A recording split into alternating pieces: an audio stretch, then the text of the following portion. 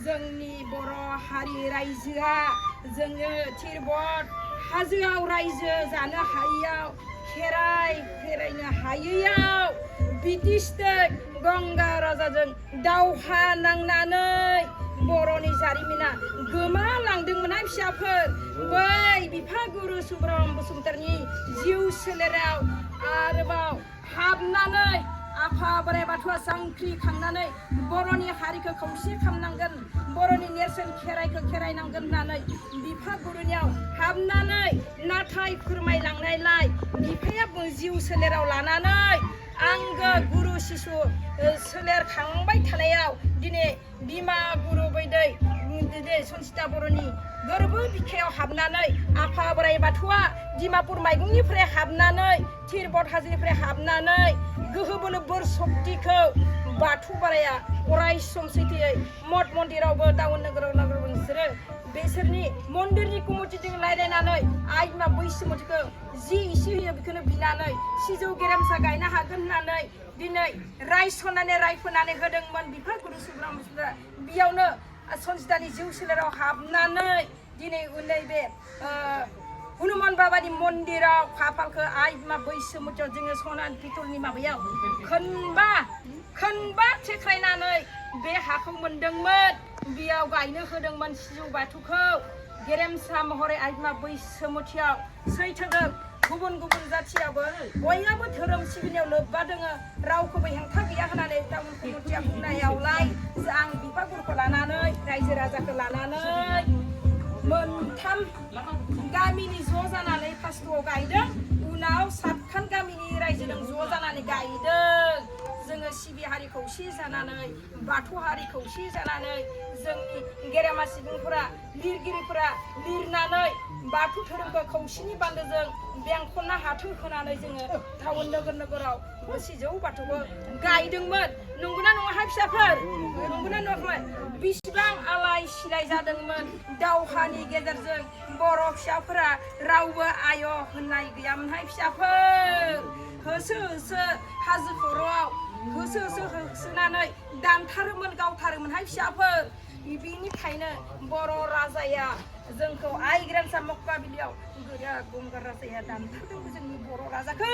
दानथारनायाव थुलुसिनि दै सारना होयोबानो बिनि थानाय जायगायाव थांबानो थोर खमफियोमोन आइ बिमा बैसोमुथिया गावनानै बर' राजाया नारखांबोनो फैदोंमोन हायाखिसै नाथाय गुबुन जाथिया थैखौ बोलि बिधान होनानै सारनायावसो बर' राजाया आइ बिमा बैसोमुथिखौ सेंखावबोनो हायाखैमोन नंगौना नङाहाय फिसाफोर तो हेलो लोगोफोर गुड मर्निं होननांसिगोन बेरे फुंजा रावबो सिखाराखै दा अखा सिजाजोबदों आं नायदो लोगोफोर थ' मानो थाखाय होनना बुङोबाथाय थ' लोगोफोर जोङो मोनसे जायगायाव थांनो नागिरदों ओमफ्राय सासे मानसि जिथु आयं होननांगौना आदै होननांगौना मादै होननांगौना आनै होननांगौ आं मानसिखौ नुवाखै दाबो मानो होनबा गोरबोफुंगुरजों रायलायदोंमोन जोंहा गोरबोफुंगुर बिथां इउटुबार नोंथांमोना सिनायखायो दा ओमफ्राय बिथाङा माखासे प्रब्लेमनि थाखाय दिनै सम दिहुननो हायाखै बेनि थाखाय जेनेबा आंखौ थांनो होदों आरोना बेजों लोगोसे जाय मानसिया बेखौ लिंदों आरोना बेजों थांफानांगौनो आं भिडिअ बानायनो थाखाय थ' मानि थाखाय भिडिअ बानायनांगौ नोंथांमोना नुलांगोन नायलांदो जोबजासिम दे लोगोफोर मा जादों मा प्रब्लेम मा इसु गोरबोफुंगुरा गाव माखासे उसुबिदानि थाखाय फैनो हायासै ओमफ्राय बे आंखौ फन खालामनानै आंखौ थांनो होनायलाय ओमफ्राय बिसोरबो जेराव जि जायगायाव जे भिडिअ बानायनांगौ बे जायगायाव लिंहरनायनि थाखाय आं दा थांसिगोन आरोना एकदम बेरे फुंजा फैदोंमोन अखा हाजोब्बाय जाला अबस्था गैला नै ओरै थांनांगौ दा लामाया ओमफ्राय ओरै खनायाव बेसिनि गामिया आरोना सोमलिबारि होनो नागिरलांनोसै न'खौबो नुवाखै नालाय जोबजासिम नायलांदोंल' नोंथांमोना दे लोगोफोर रोखोम नागिर मोनबाय लोगोफोर नै बाथौ मन्दिर थानायानो बिराद नागिरबाय खैजोनबा मानसिनाव सोंबाय आं बेखौ नै मोनफैबाय एकदम मानसिफ्रा रेडि जागासिनो गासिबो ओमफ्राय मेन खोथाखौ नोंथांमोननो आङो नै आयंनियाव सोंना खिथानोसै दे आयं ओरै फै फिसौलानि ओं गासैखौबो लागोन दा नों फैग्रोदो फै बेनोथ' औ नै जोंनि आयंआ बेनो नै आं जुथासो गानबायमोन ना जेबो नङा दे जेबो नङा दे खिथादो फोरमायना होदो मानि थाखाय आं दा नैबे दिनैनि गोथार रबिबार जेनेबा जिबायदि आफा इसोर बोराइ बाथौआ जेनेबा फार्स्टआव लाजेननायाव आरो बेनिफ्राय नोङो नोंनि सोलेर जिउ सोलेरखौ सिजौ गोथार गायसनबासो लाखिनो हागोन होननानै बुंबाय नालाय आफा बोराइ बाथौआ फार्स्ट आंखौ फायनायाव आं सिबसाद्रि बे समाव आं जेनेबा बाथौआवबो खाला खावफेरा आरो जेबो बिबर खामा आरो आइ आफा इसोरफोरनि ओमफ्राय जेनेबा आं बे समायाव जों जानाय लोंनाय अभाबमोन नालाय फैनानै आङो नैयाव बेलेग जाना फैनानै गोदाव सोराव जाखा फैबाय फैनानै आं दा ओमफ्राय सेरेब खावनो सोलोंबाय सेरेब खावबाय आङो सेरेब खावनानै गुवाहाटि आदाबारियाव 6 बोसोर सेरेब होबाय आरो आङो सेरेब होबाय बोनानै आं बिनि उनाव फैयै बिदिनो ओमफ्राय हा हुबो सोरजिबाय हाया बे समायाव मात्र 4,000 लायोमोन आरो इयाव 45 बिगा आं बन्दक लाबाय आरो जै लाखांबाय ओमफ्राय माबाया न' बां लुनो रोङामोन जोङो मोजां गथ'फोरखौ माबा खालामनो रोङामोन आरो ओमफ्राय जै बि जोबनानै 6 बोसोर जानाय ओमफ्राय बायथा सारालियाव आं 5 बोसोर होबाय आरो 5 बोसोर होखांनायनि उनाव आं इयावबो बाहाय राहा मोनलायबाय राहा मोनखांनायनि उनाव आरो आं दा जोंनि आथ्रिका धोरोमजुलियाव बेयाव आरो 3 बोसोर होनाय लोगो लोगोनो आं थैयाबगारा जाबाय आरो दे थैयाबगारा जाबाथाय आफा बोराइ बाथौआ थिरबट हाजोनिफ्राय फायनानै सिमां मोथां आंखौ आंनि मोदोमाव आं थैयामा थानायाव सिजौ दंफाङा दालायबा जाबाय ओमफ्राय जोंहा बेवहाय नैबे बेंगा बर'आ बि नुबाय आंखौ बेवहायफोर बिराद अनो दे जों बेवहाय खाथाम बोसोर नांनानै बेनिफ्राय बे जानायाव ओमफ्राय आरो नों माबा मोनसे जामारदों निस्सय बेमार जागोना बेनिफ्राय आंखौ बिसोर बिदि होनबाय नेक्स्ट आंनि दा गुरु स्वयं गुरु जानो थारनाया चक्रबर्तीया हमबाय आरो डाक्टर चक्रबर्तीया नाम दोननाया बियो फुं आङो सानथाम हरथाम फैनायाव आंखौ रबिबारै लांबाय नालाय समबारै 7 बाजायाव आंनि नैयाव शिब बाबाखौ बियो खाफालाव नुनानै त्रिशुल बेनिफ्राय आरो दुमरु दोनबाय बिदि होननायाव बियो मा होनबाय जानो मालिका खिबलासि खिबुथ' पालन करबा लागबो होनबाय ना अखमिया आरो गावनि गामसादो खि नांदों आंनि खाफालखौ हुगारबाय थाबाय आरो हुगारबाय थाबाथाय मा जालायबाय ओमफ्राय होनबाय जा बेवाय होनबाय आरो नों मानसि बेमारिखौ मानो बिदि गामसा हुगारथार मा नांदों बिनि खाफालथ' जेबो नाङाखै होनबाय बे होनबाथाय डाक्टर होनबाय आरो तार खिब पालन करबा लागबो खिब जुदि पालन नकरे ता कायो डक्टर अजा फाल करबा नरबो खिब गुरु थरबा लागबो होनबाय ओमफ्राय दा इ अखमिया होननायखाय आङो दा नैबे बाबाखौबो आं मिथियामोन ओमफ्राय आंखौ बे सानथामल'सिमोन आरो सानथामाव आंनि जिउआ थांसिगोन ओमफ्राय नैबे खाग्राबारि नलबारि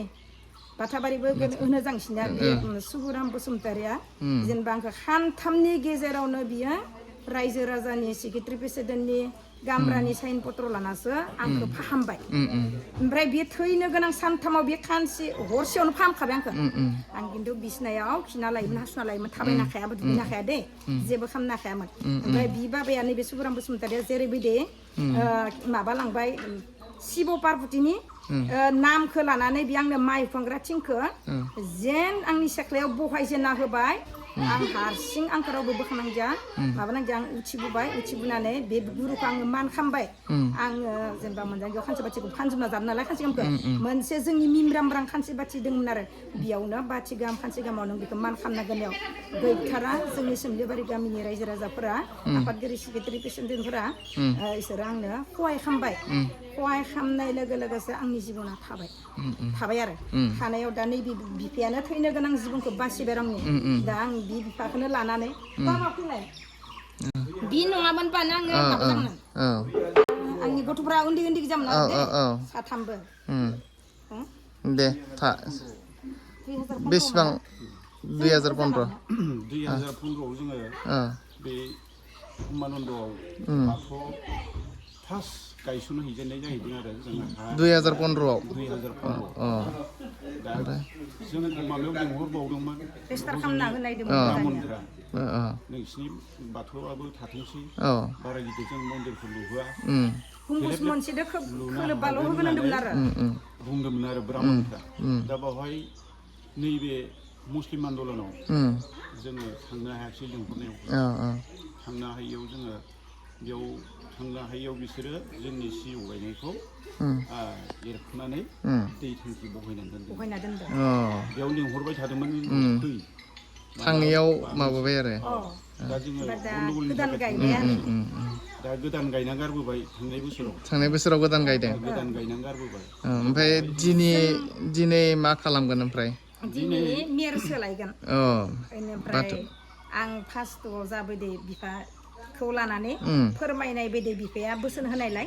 नै बिफा गुरु सुब्रह्मण्य बसुमतारी बोसोन होनायलाय ओमफ्राय आं होनबाय आरो नोंनि गिबि गथ' नैथि गथ' थामथि गथ'खौ मोजां खालामलाङोबा खिक्षा बिखा नांगोबा बोरमा गुफुर मासे फारौ गुफुर जरासे गेटआव दाउला गोजा मासे हेगारना होनांगोन आरो फारौ गुफुर हांसो गुफुर जरासे होबानो नोंनि गथ'फोरा फरायनानै बिद्या लानो हागोन न'खरा सान्थि फैगोन गथ'फोरा गालाय गुजाय खालामनाय नङा खौसेनि बान्दोजों बेंखनना लाखिनो हागोन होननानै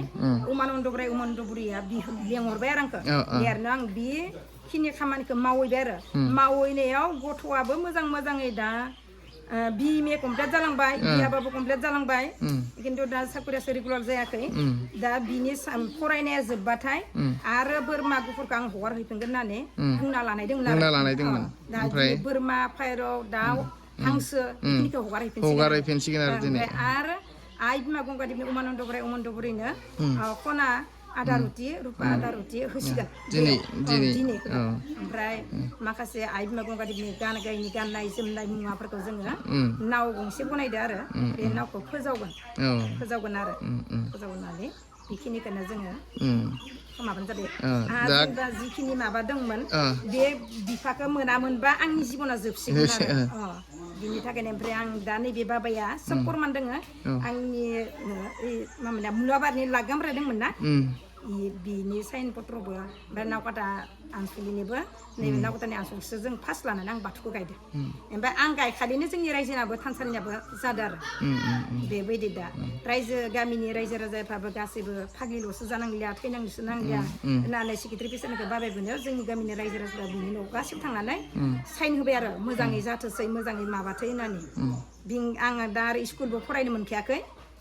जों स्कुलखौ गुदुं दा गुसु मिथिजायाबाबो आंबो मिथिया थेवबाबो गथ'फोरखौ मोजां खालामो ने बेखिनिखौ आङो आफा इसोर अननायाव बिफानि अननायावसो आङो बेखिनि मददखौ लानानै दा आङो आंनि जिबनाव थांनो हाबाय आं गथ' गथायखौबो फेदेरनो हाबाय एसे एनै मेगनबो नुहोबाय गेजेर खायसे हायार सेकेन्डारि पास खालामनो हादिया उदै आरो बिखौ कमप्लिट खालामनो हायाखै गोदोराल'सो कमप्लिट खालामनो हादों आरो दा आफा बोराइ बाथौ बिफा गुरु अननायावनो गुरुनि खर' बारियावनो फिसाला खाथामखौबो आङो गाजा गोमजायै हाबाबो बिबा जराबो होनो हाबाय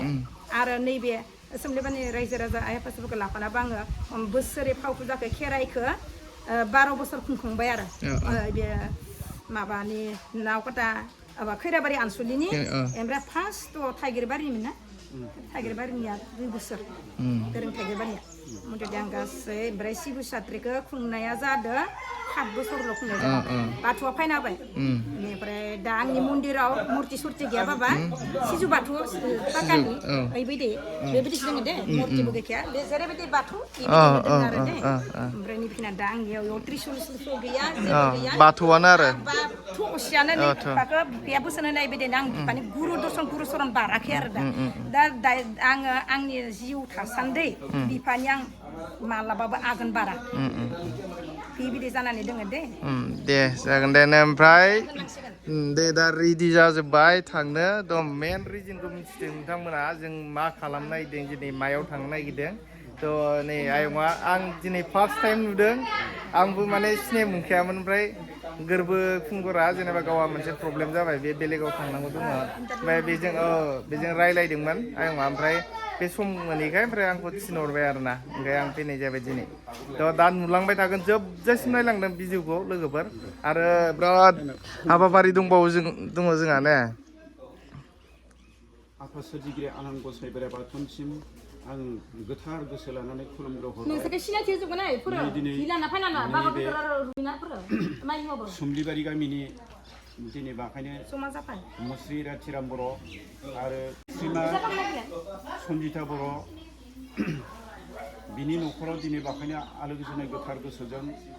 आफा सोरजिगिरि आनान गसाइ बोराइ बाथौआ जेरैबायदि बेखौ हमनानै गोथार गोसो गोरबोजों सैथो आरो सान्थि दिनै बाखायनो फोरमायना होदों दिनै बे फोरमायनाय लेखानो जोङो थांनाय 2015 सनाव जोङो उमानन्द सोरां मन्दिराव आइ आफा इसोरफोरनि सोरां मन्दिराव दिनै बेवहायनो हनुमान मन्दिराव ब्राह्मणजों लोगोसे दिनै जों फाव फुजा होनो थांनायाव बेवहाय सिजौ दंफां दङना गैया होननानै जोंबो मिथियामोन दा बावहाय सन्जिता बर'आ फाव फुजा हैनायाव खुलुमनायाव हनुमान मन्दिराव बे उमानन्द मन्दिराव सिजौ दंफां दङ होननानै जुखिनानै बुंनायाव दिनै जोंहा हाखौ बिनानै एसे सिजौ गायनो आन्था मोनदों बे सिजौ गायनो आन्था मोननायाव जों दिनै नैबे सावन दाननि गोथार रबिबार बाथौखौ फोथारहैनो थाखाय दिनै हाबाफारि लादों बे हाबाफारि बायदियै जोङो गोथार मेर हेबहैगोन मेर हेबनानै दिनै फाव फुजा हैनो थाखाय जों हाबाफारि लादों थ' लोगोफोर जोङो दायो थांहोलांनोसै उमानन्द नैबेनिफ्राय नै जोंना मन्दिरा दहायबो देखायदां नै आयंनि मन्दिर बेयो सोरबाफोर माबाफोर उसुबिदायाव गोलैना दंबा फैनो हागोन बेयाव ना आयं माबाफोर खैफोद बिपदफोराव गोलैना दङबा नै आयंनि मन्दिर बेयो लोगोफोर ओमफ्राय जों दा बेनिफ्राय उमानन्द फारसे थांसै नै गारिया गंनै बै मोनसे आरो नै मोनसे गंनै लाबाय गारिखौ ओमफ्राय खेराइ हान्जाफोर नै बैथिं दङ बै नै आबै कृष्णालाय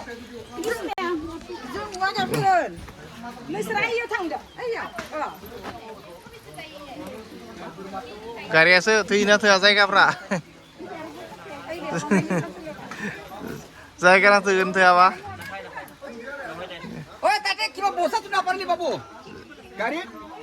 जायगा थोगोन थोआ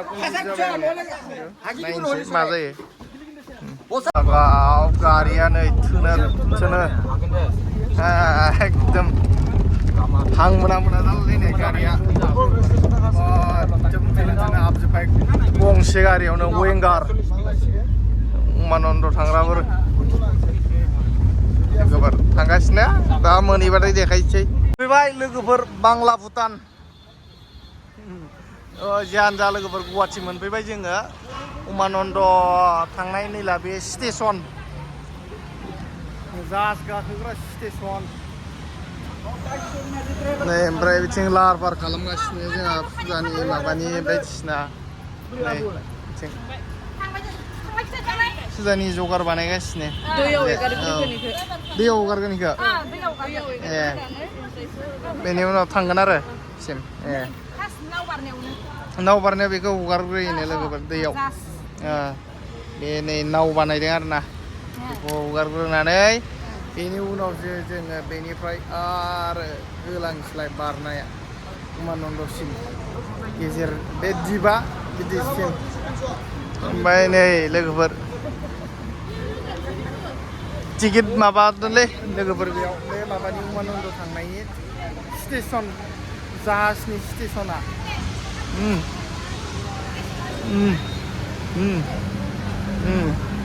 बानायगासिनो जोंना लोगोफोर लांसिगोन बेखौ बायनो नै गुवाहाटियाव माखासे हजों माबा खालामनो दैयाव बाहायनो लांनो नागिरदों लोगोफोर दैयाव बाहायनो औ दैयाव औ थांनायनि सिगां बाहायलांग्रोनो बेखौ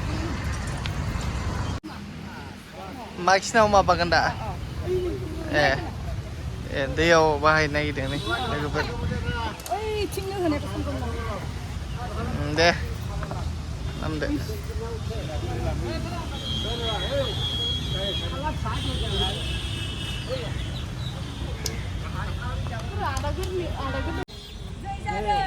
दिनै रबिन बर'आ जेरावबो खामानियाव जाफुंसार जानायनि थाखाय नैबे हांसो गुफुर जरासेखौ दैयाव हगारना हरनाय जाबाय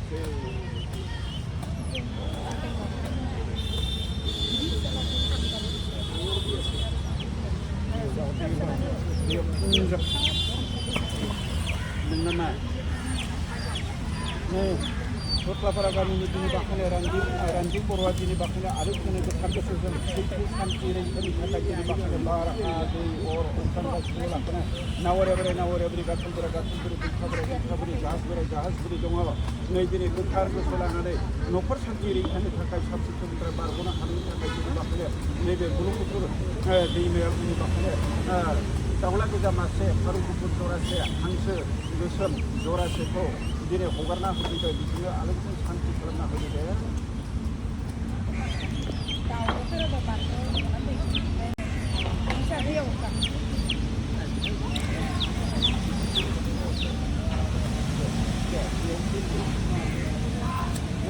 नावरिया बोराय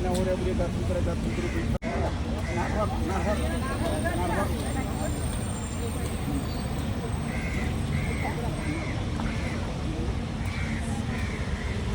जाजेनबायलाय लोगोफोर एन्ट्रि ओरै गाखोहैनोसै जों दा जासाव बरियानो गाखोहैनोसै हाब लामाया डेन्जार माथो आयौ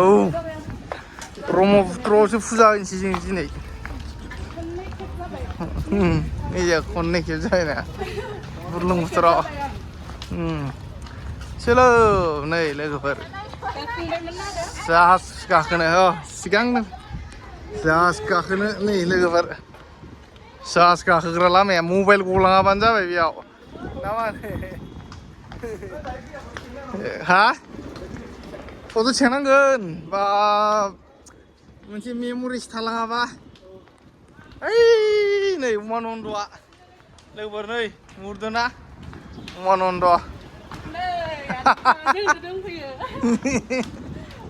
लागाव जाहाजफ्रा गाखोना थांसिगोन ओरैजाय दानाबा माबे मोनसेयालाय गारियालाय जोंनियालाय ओइ नै थांनाखै गाखोजोब्बाय नै लोगोफोर थांसै एबार जाहाजजों होनदो जिबाव खारबाय लोगोफोर नै खारबायना नै थांगासिनो जोङो ओरैजाय थांगासिनो लोगोफोर ओरैजाय खाथि नै मानसि गाखोआ जिरायबाय गरम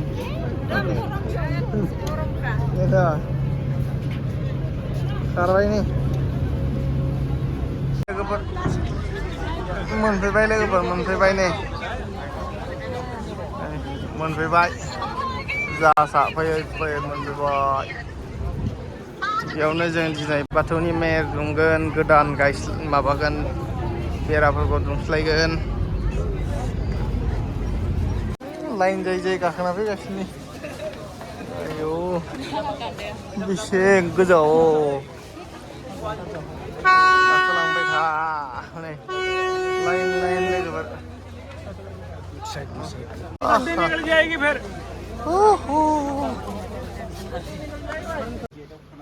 उन्दैसिन फिसाला जाफुङै खाना दोननायफोरखौ नै दिनै बाहायनो आरो दिनै बावनो रबिन बर' आरो नै दिनै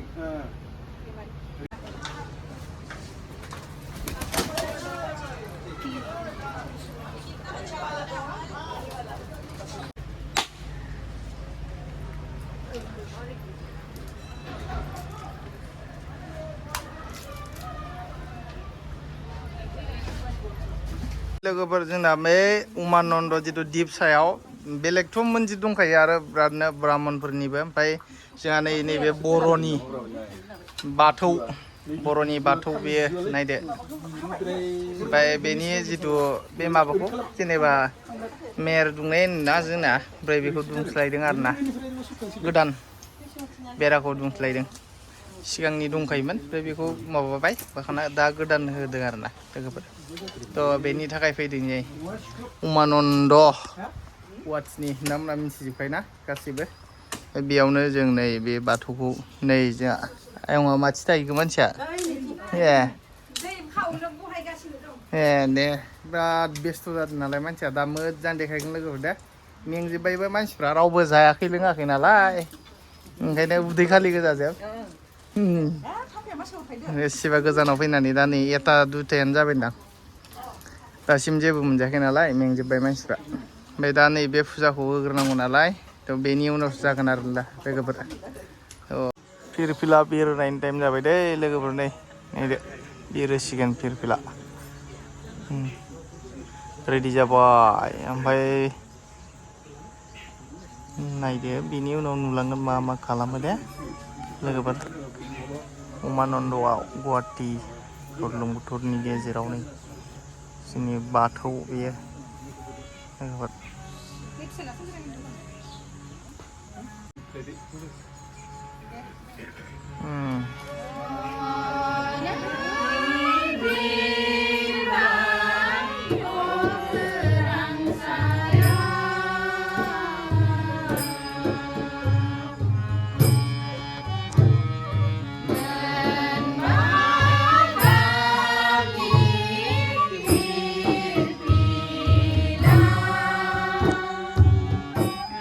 शिवनि सोलायै दिनै बाखानि जेरैबायदि जोंनो सिजौ बिफां सोरजिना होदों बेखौनो जोङो बे जेरैबायदि बुंदों बे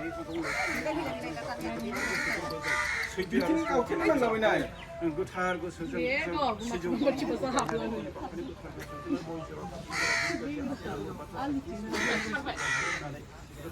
जादोंहाय फिसाफोर जादों दिनै बिफा गुरु सुब्रह्मण्य बसुमतारिया जेसेबां दिनै टाउन नोगोराव दागोन दिनै मठ मन्दिराव दिनै उमानन्दआव सैथो आरो सान्थियै गोथार सिजौ गायसननाया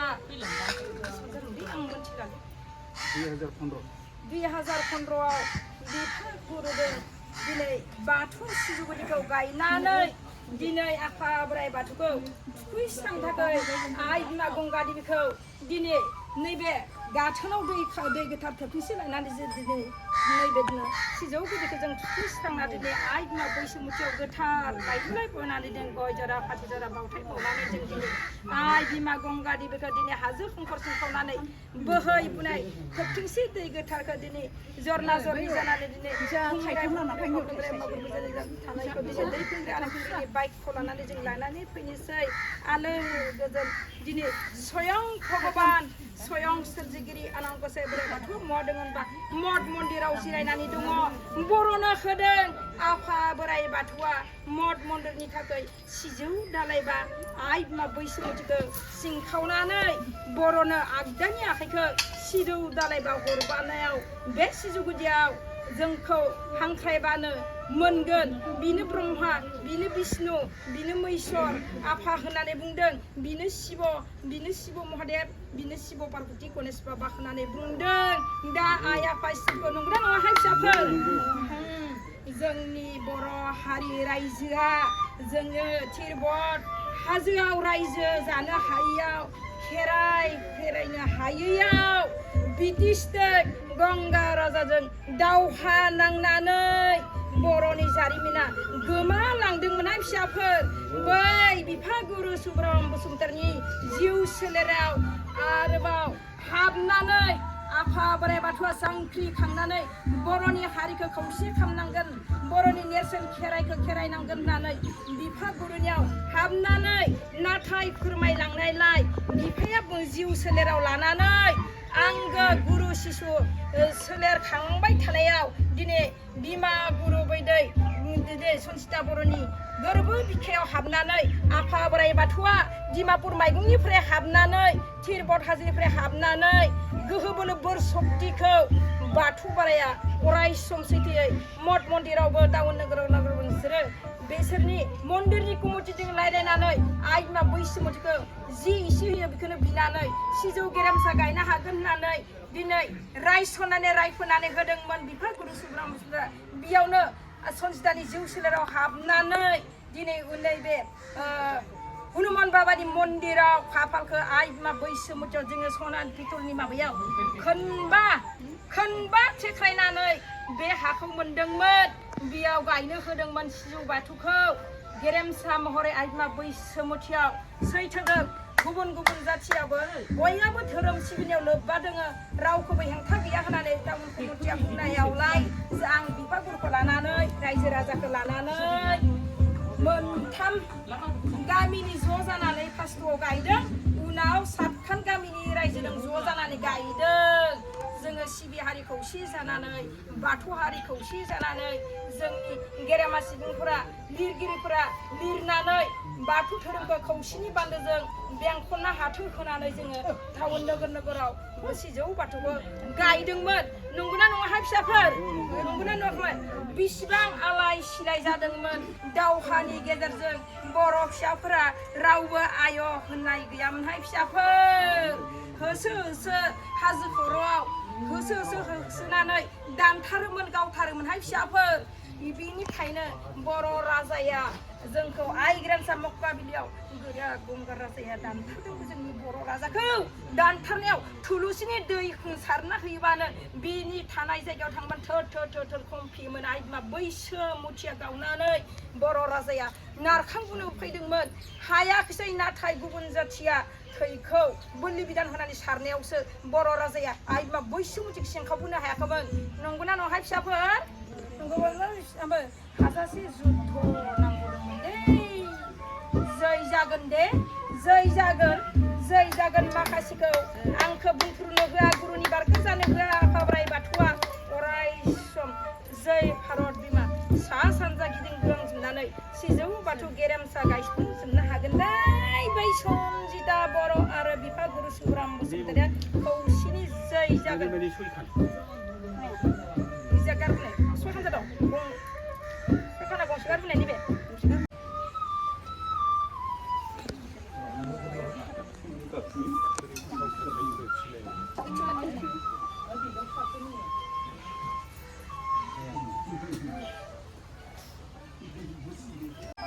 बिराद गोजोनबाय दै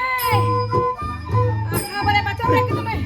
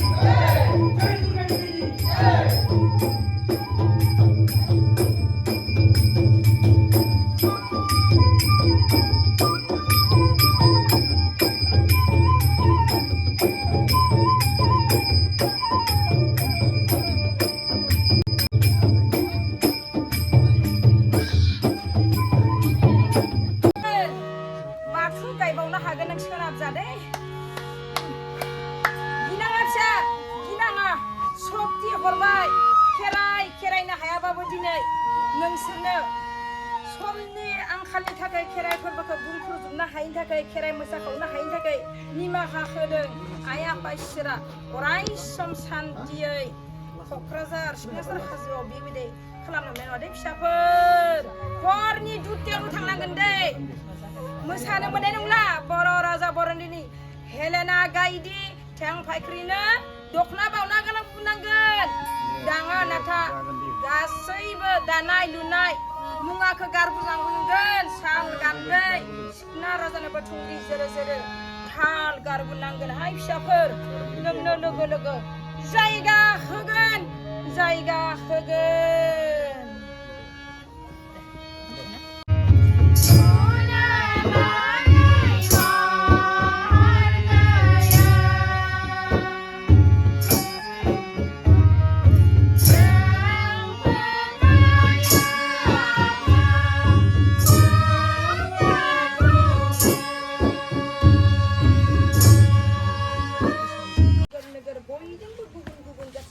सिनायथि बाथौ धोरोमा अरायबो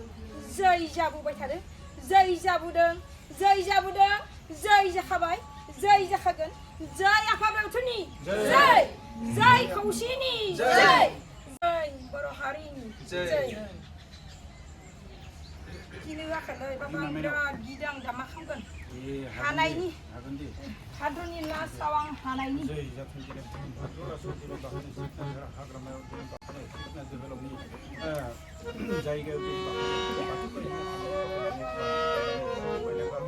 लास्ट नै जा माइनाव बरायबाय जोब्बाय आरो मोनबाय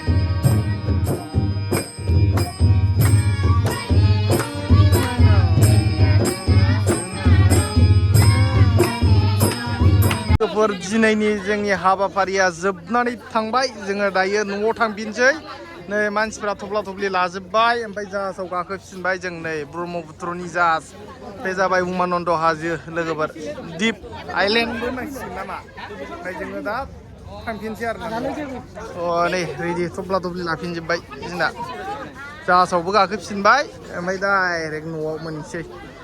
बाय बायसै लोगोफोर दे भिडिअखौ माबोरै मोनखो नायदो लाइकफोर थुना हरदो मोजां मोनदोंबा दे नेक्स्ट भिडिअ लोगो मोनगोन बाय बाय बाय बाय लोगोफोर बाय बाय